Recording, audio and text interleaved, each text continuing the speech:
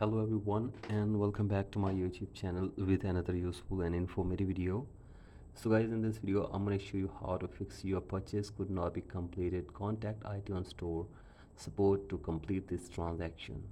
So guys, if you're also facing this issue here, I will show you how can you fix it. So guys, for that you have to simply watch this video till the end.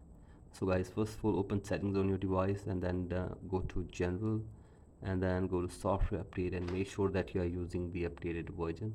And if there is any update available for you like this, simply update it, and after this go back and now scroll it below and go to date and time and set your date and time from here, or turn on the toggle for set automatically from here.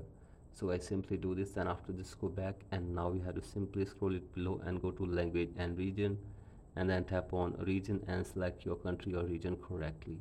After this go back and go to VPN and device management and make sure that there is no connected VPN on your device, and if there is any, simply disconnect it.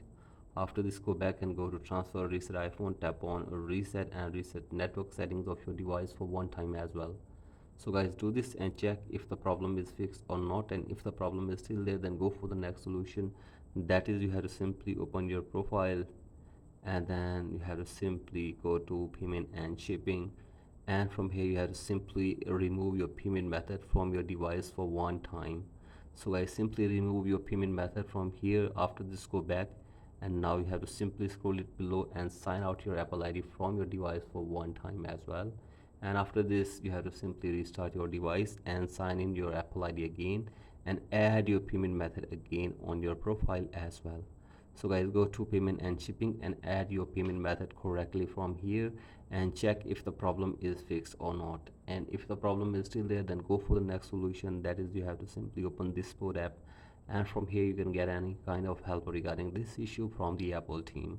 So guys, hopefully they will try to fix this problem for you within 24 hours.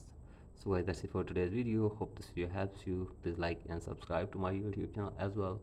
Thank you.